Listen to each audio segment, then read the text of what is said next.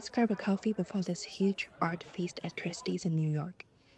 I spent the day walking through these beautiful galleries looking at all these awesome paintings. In these grand exhibition halls with art installed to make you stop for a moment. And that's what it feels really strange. Because when we look at art, we give it so much space. We don't always ask a painting to be useful. We never ask for it to be productive. We don't need it to explain why it deserves to be seen. We just stand there.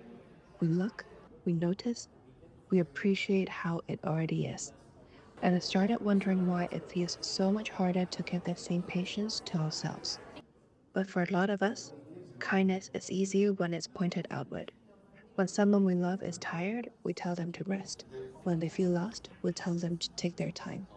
We can be super gentle with others' unfinishedness. But when it comes to ourselves, the rules suddenly change. We tell ourselves, just achieve this one more thing, just become a little better. Then you can rest. Then you can feel proud. Then you can be kinder to yourself. But the strange thing is, the goalpost keeps moving. There's always another thing to fix, another version of ourselves to become, and another reason why now is not quite the right time to be gentle. And after a while, we start to mistake pressure for being disciplined. We think being hard on ourselves is what really keeps us moving.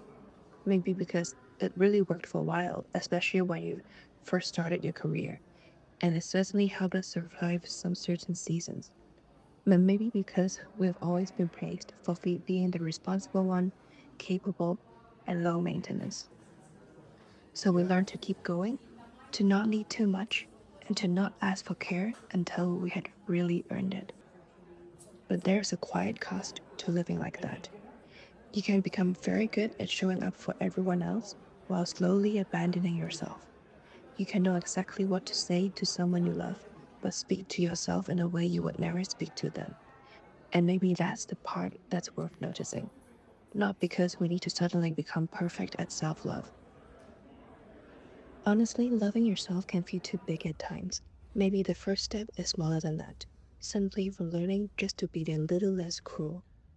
To stop treating every tired moment as if it's a failure. And stop treating rest like something we only really deserve after proving ourselves.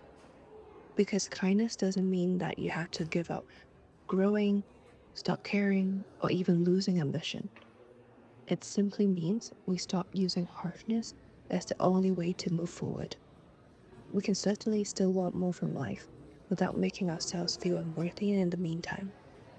We can certainly become better without believing that we're only lovable after we improve. And along the way, as we look at these beautiful things, can teach us something. To pause, to notice, to give space.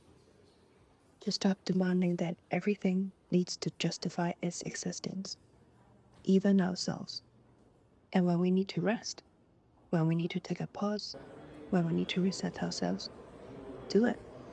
And we really don't need to earn every moment of kindness, especially that's given to ourselves. Perhaps that's where we can begin and live a life in greater softness, greater appreciation, and more room to breathe and live in the way we really, really want to. I wish you a lovely week ahead.